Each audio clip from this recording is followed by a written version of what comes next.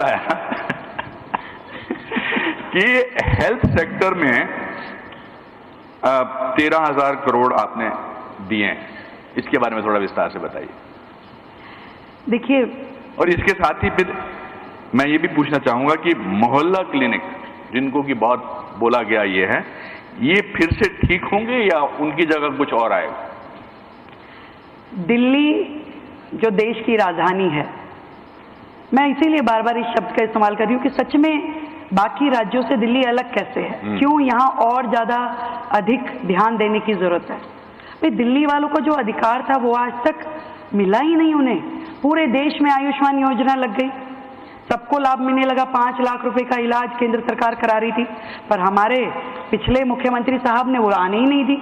हमारी सरकार ने पहला दिन जब शपथ लेने के बाद हम सचिवालय में आके बैठे, पहली कैबिनेट में दिल्ली के लिए आयुष्मान योजना को लागू किया। और ना केवल 5 लाख रुपए, 5 लाख तो केंद्र दे रहा था, उस 5 लाख में हमने अपने 5 लाख दिल्ली सरकार की ओर से जोड़े और 10 लाख रुपए का इलाज आज आयुष्मान योजना के माध्यम से दिल्ली ले पा रही है, जिसका अधिकार और रजिस्ट्रेशन 3.5 लाख रजिस्ट्रेशन अभी तक इस मात्र 100 दिन में हो चुके हैं। 3.5 लाख रजिस्ट्रेशन। और इसी तरीके से जो 70 साल के बुजुर्गों वाली योजना मोदी जी की है, वो भी नहीं आने दे रहे थे केजरीवाल साहब। हमने उससे दिल्ली में 1.5 लाख रजिस्ट्रेशन हम कर चुके हैं। दिल्ली का हर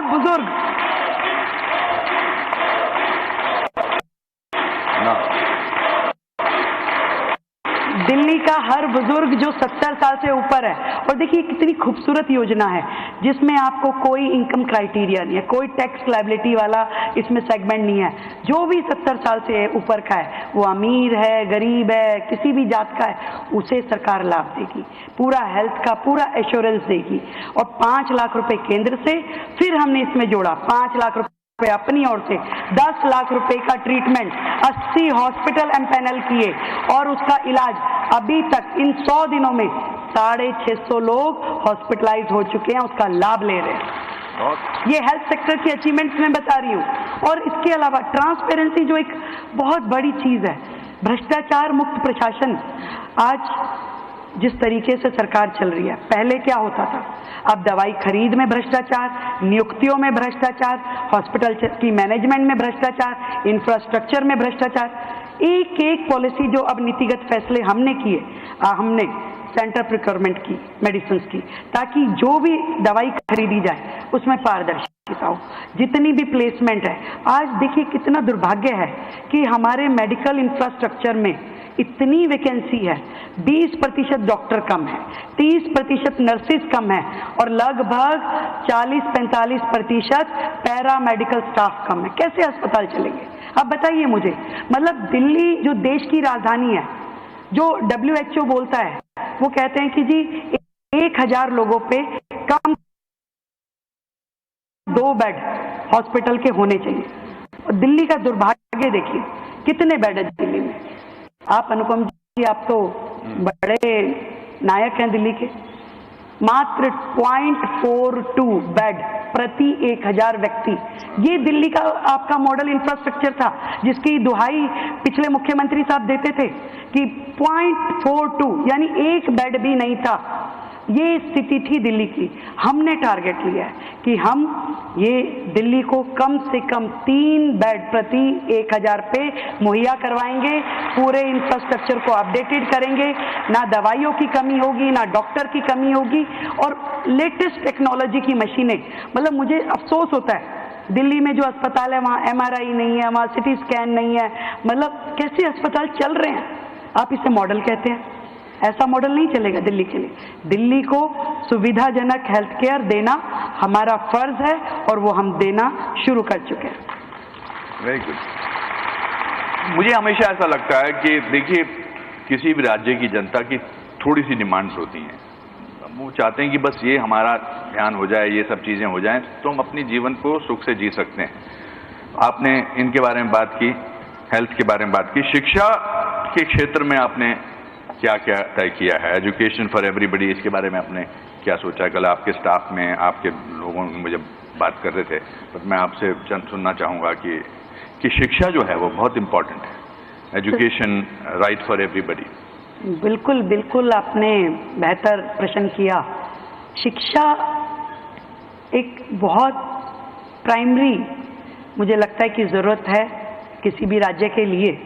और हमारे जो स्कूल हैं, दिल्ली में 1071 सरकारी स्कूल हैं और 1600 साढ़े 1600 जो है वो प्राइवेट स्कूल हैं।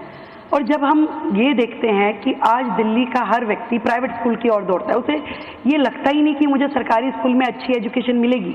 आज दिल्ली सरकार ने, पिछली सरकार ने अपना ही बोर्ड बना दिया। अब आप मुझे बताइए कि दिल्ली में का एक छोटे से राज्य का अपना बोर्ड हो तो क्या वो बच्चा नेशनल लेवल पे, इंटरनेशनल लेवल पे सब सर्वाइव कर पाएगा? आज इतने बड़े इंफ्रास्ट्रक्चर क्रिएट करने की ज़रूरत है, जहां आपको स्मार्ट क्लासेस चाहिए, जहां आपको डिजिटल लाइब्रेरीज चाहिए, जहां आपको बेहतर एजुकेशन के लिए कोचिंग चाहिए। दिल्ली में हमने एजुकेशन की फील्ड में काम करते हुए ये तय किया कि हम पूरे के पूरे अपने शिक्षा तंत्र को इतना मजबूत कर दें कि फिर कोई पेरेंट्स अपने बच्चे को ये ना कहे कि मेरा बच्चा फाइनेंशियल अपनी कमी होने के कारण अच्छे स्कूल में नहीं जा पाया। उसको लगना चाहिए कि दिल्ली सरकार के जिस स्कूल में मैं पढ़ रहा हूँ वो बेस्ट है। उसके लिए हमें जो स्मार्ट क्लासेस उन्हें देनी है, उसके लिए हमने 125 डिजिटल लाइब्रेरीज का प्लान बनाया है, 100 लैंग्वेज लैब्स, क्योंकि आज क्या है, बच्चा जर्मनी चाहता है कि मैं जो फ्रेंच में सीखूं, मैं जर्मन सीखूं, मैं इंग्लिश सीखूं, ताकि हमारे सरकारी स्कूल का बच्चा भी अपडेटेड हो। अलग अलग करिकुलम हमने डेवलप किए हैं। और यहाँ तक कि जो एक नेक्सस चल रहा था प्राइवेट स्कूलों में फीस को लेकर के, कितनी भी फीस कोई भी स्कूल बढ़ा देता था और सरकार जो थी वो अंडर टेबल उनसे सेटिंग करती थी। पेरेंट्स परेशान होकर लड़ते बिड़ते रहते थे, कोर्टों में केस चलते रहते थे। पहली बार दिल्ली सरकार ने अपना खुद का दिल्ली की एजुकेशन के लिए एक्ट बनाया to control fee of private school, और इसको हम अब ऑर्डिनेंस के रूप में लेके आ रहे हैं ताकि दिल्ली के बच्चों को एक सुकून मिल सके। तो बेसिकली आप कहना चाह रही हैं कि प्राइवेट स्कूल्स जो अपनी फीस खुद बढ़ा देते थे सरकारी स्कूलों की, आपने उस पर एक एक्ट बनाया, थोड़ा इसके बारे में विस्तार से बताएंगे? देखिए, अभी तक क्या था, जो दिल्ली थी वो जिस एक्ट से ड्राइव हो रही थी उसमें ये कहा जाता था कि आप अपनी फीस बढ़ा लीजिए और केवल डायरेक्टर एजुकेशन को इन्फॉर्म कर दीजिए। हमने देखा कि जब लगातार स्कूल फीस बढ़ा रहे हैं, पेरेंट्स कुछ कर नहीं पा रहे, कोर्ट कुछ साथ नहीं दे रहा है, तो क्या करना चाहिए। तो आसपास के सभी राज्यों का हमने एजुकेशन मॉडल स्टडी किया और बहुत सारे लीगल ओपिनियन लिए, बहुत सारे एजुकेशनिस्ट का उसमें हमने व्यू लिया। तो अपना दिल्ली का एक एजुकेशन फी एक्ट हमने बनाया, जिसमें हमने इस तरीके का पूरा प्रोसीजर बताया कि यदि कोई भी स्कूल अपने लिए फीस बढ़ाने की दिशा में जाना चाहता है तो उसे ये प्रोसीजर इस्तेमाल करना पड़ेगा, जिसमें हमने पेरेंट्स को, जिसमें हमने टीचर्स को, जिसमें हमने मैनेजमेंट को, सबको पार्टिसिपेट करवाया। अब यदि आप बढ़ाना चाहते हो तो डिस्कस कीजिए पेरेंट्स के साथ, उनकी रजामंदी लीजिए। तो ये पहली बार हुआ है दिल्ली में, इससे पहले कभी नहीं था। और इस तरीके से दिल्ली के बच्चे बेहतर एजुकेशन पा सके। आज कितने सारे एग्जाम हैं, आप नीट देना पड़ता है, आपको जेई देना पड़ता है, इवन कॉलेज में जाने के लिए आपको सीयूईटी देना पड़ता है। आज बच्चों को इतनी महंगी असिस्टेंस कैसे मिलेगी, उनको कोचिंग कहाँ से मिलेगी। हमने अपना पूरा एक सिस्टम बनाया, अपनी योजना हम लेकर के आए हैं, जिसमें हम अपने सभी बच्चों को स्कॉलरशिप के माध्यम से इन सारे कॉम्पिटिटिव एग्जाम की तैयारी कराएंगे ताकि वो बेहतरीन कॉलेजेस में जा सके, बेहतरीन यूनिवर्सिटी को ज्वाइन कर सके और अपना भविष्य जो है वो और सुंदर बना सके। बस ये 100 दिन में आपके सब एस्टीम्ड मिनिस्टर्स फ्रंट रो में बैठे हैं, ये 100 दिन में आपने कब तय किया कि ये हमें बदलना है और ये बदलने की आपने फिर उसकी प्रक्रिया भी शुरू की? Because change needs time.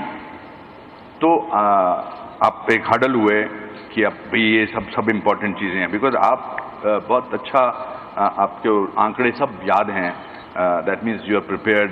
Otherwise भी मैंने आपके 1-2 इंटरव्यूज़ देखे हैं। तो ये पहले आप लोग बैठे मिनिस्टर्स के साथ और फिर आपने किया और उसके पर एकदम आपने उस पर अमल करना शुरू कर दिया। देखिए, ये एक दिन का काम नहीं है और इसलिए बहुत सारी चीज़ें शायद हम उस लेवल पे अभी लेके जाने की प्रक्रिया में है। हमारे 100 दिन हुए हैं। 100 दिन कोई इतना बड़ा कार्यकाल नहीं होता कि हम कहेंगे हमने झंडे गाड़ दिए। नो, हमने जिस दिशा में जाना है अपने लक्ष्य तय किए, उस लक्ष्य के लिए स्टेप बाय स्टेप हमने क्या प्रोसीजर लेना है। हम इन 100 दिनों में लगातार अपने मंत्रिमंडल के साथ रोजाना बैठते हैं, रोजाना एक एक विषय पे डिस्कशन करते हैं। इसमें हमारा क्या निर्णय होना चाहिए, क्या पॉलिसी होनी चाहिए। लगातार इस 100 दिन के कार्यकाल में हमने 8 अपनी कैबिनेट मीटिंग बुलाई। उन 8 कैबिनेट मीटिंग में हमने बड़े बड़े निर्णय किए। हर बार पहली कैबिनेट मीटिंग में आयुष्मान वय वंदन योजना करा, दूसरी में कुछ और, तीसरी में कुछ और, लगातार डिसीजन। और आज भी हमें दिखता है कि दिल्ली के लिए करना क्या है, यमुना सफाई के लिए हमें क्या करना है, हमें स्कूलों के लिए क्या करना है, हेल्थ के लिए क्या करना है। तो लगातार उन निर्णयों को हम लेते हैं, पॉलिसी बनाते हैं, मंथन करते हैं, ऑफिसर्स के साथ बैठते हैं। और देखिए कितनी अच्छी बात है, जो ऑफिसर उनके कार्यकाल में डरे हुए, सकुचे हुए, ये सोचते थे कि भाई मुख्यमंत्री के कमरे में चले गए तो न जाने पकड़ ही ना ले, तो अब कम से कम एक सौहार्दपूर्ण एटमॉस्फेयर जिसमें वो अपनी राय देते हैं, हम अपनी बात कहते हैं और मिल करके दिल्ली कैसे बेहतर हो सकती है उसके लिए काम करते हैं। Very good.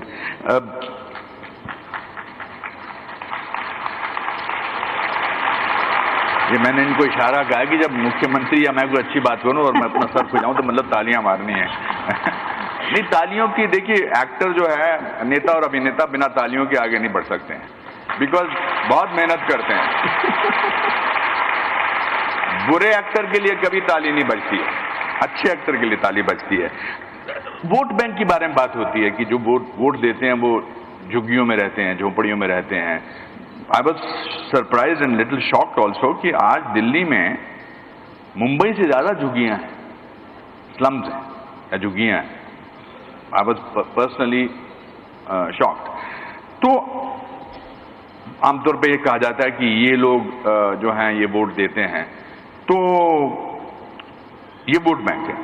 तो आपने क्या झुग्गियां तोड़ने का विचार किया है या चेंज लाने के लिए? देखिए अनुपम जी, मैं इस बात को बहुत स्पष्ट कर देना चाहती हूँ। दिल्ली को बसे हुए जितने साल हुए हैं, आज तक का आप इतिहास उठा के देखिए, कांग्रेस आई, आम आदमी पार्टी आई, बाकी जो भी आया, उन्होंने केवल झुग्गी के लोगों को वोट बैंक की तरह इस्तेमाल किया।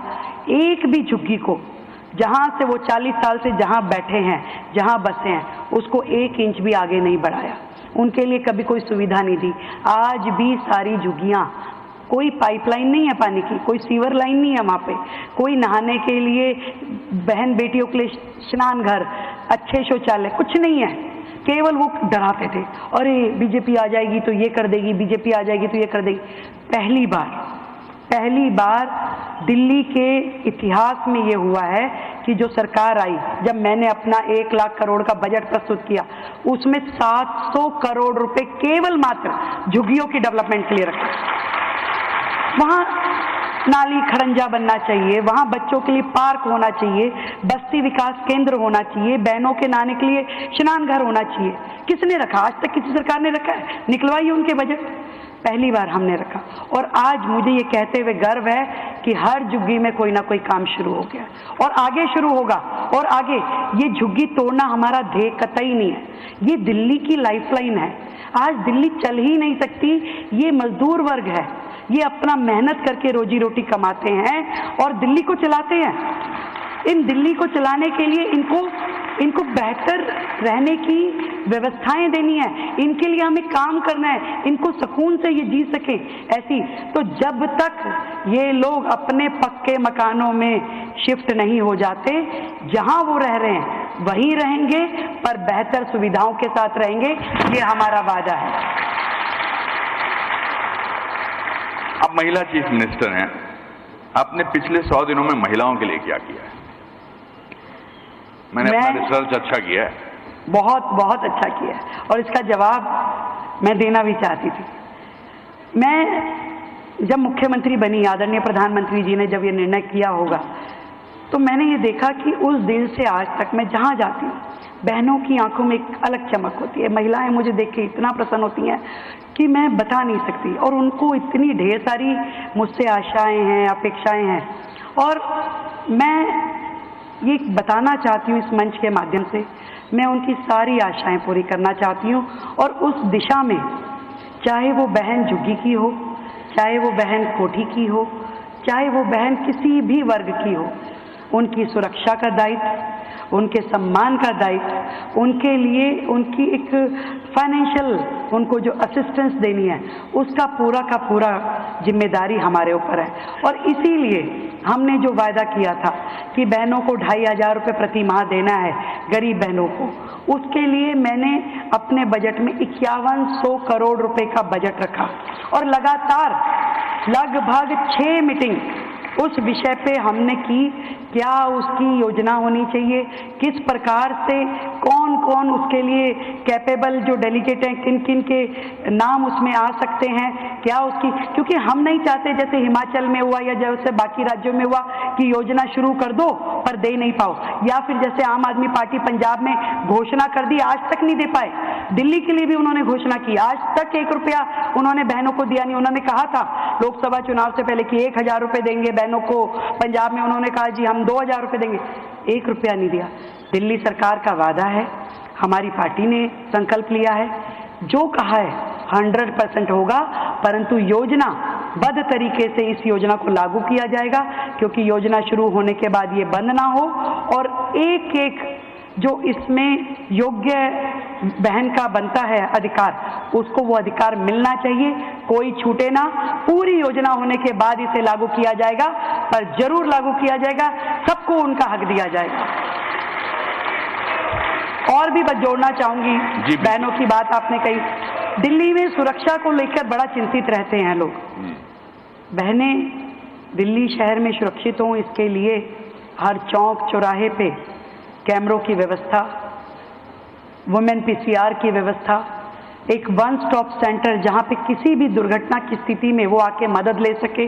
पूरे 11 डिस्ट्रिक्ट में 11 सेंटर ऐसे हमने खोले हैं, सखी निवास खोले हैं, जहां की वो बहनें जाकर के अपनी कोई भी तकलीफ की स्थिति में जाकर के वो रह सकें। और जो हमारी वो बहनें हैं जो छोटी छोटी मजदूरी के काम करती हैं, जो सोचती हैं कि मैं अपने बच्चे कहाँ छोड़ के जाऊं, उनके लिए तो कोई खर्च नहीं था, हमने ऐसे 500 पालना खोलने शुरू कर दिए हैं जहां पे वो मजदूर बहन अपने बच्चे को छोड़ के जा सकेगी, बेहतर आंगनवाड़ी बन सकेगी।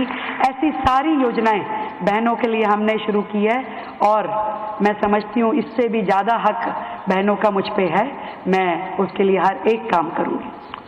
आपने 100 दिन गुजार लिए हैं, मैं ये जानना चाहता हूं कि आप कब तक आप और आपकी सरकार पिछले सरकार को क्रिटिसाइज करके आगे बढ़ना चाहते हैं? वाह, हम कतई नाम भी नहीं लेना चाहते जी।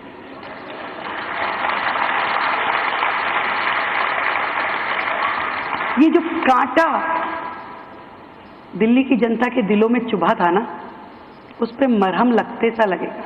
मैं ये चाहती हूं कि जो 10 साल का, जो 27 साल का जो तकलीफ दिल्ली की जनता ने सही, उसे 5 साल में भर दूं उन जख्मों को, तब जाके उसका नाम इस दिल्ली की धरती से और लोगों के तकलीफों से हट पाएगा। पर जैसे जैसे तकलीफ हटती जाएगी लोग उसे भूलते जाएंगे, उस समय वो उसको, सरकार को, उन लोगों को जिसकी वजह से दिल्ली की जनता ने दर्द सहे, तब जाकर के मुझे लगता है कि वो नाम यहाँ से हटेगा। उस काम को करने के लिए हम बड़ी स्पीड में हैं, इसीलिए बिना एक भी दिन की छुट्टी लिए हुए पूरी सरकार काम कर रही है, लगातार सड़कों पे है, लोगों के बीच में है, रोज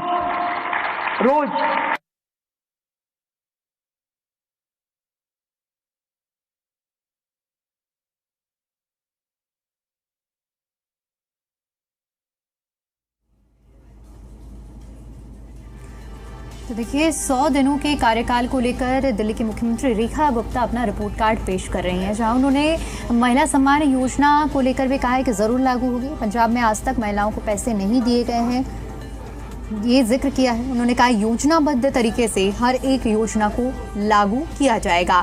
इसके अलावा चाहे शिक्षा की बात हो, स्वास्थ्य की बात हो, हर एक क्षेत्र पर दिल्ली की मुख्यमंत्री रेखा गुप्ता आज अपनी राय रख रही हैं। 100 दिनों में उन क्षेत्रों में क्या कुछ काम किए गए हैं, संबंधित क्षेत्रों से जुड़े हुए क्या कुछ कदम उठाए गए हैं इन 100 दिनों में, इसका लेखा जोखा आज मुख्यमंत्री की ओर से रखा जा रहा है। 100 दिन की सेवा इस कार्यक्रम को नाम दिया गया है।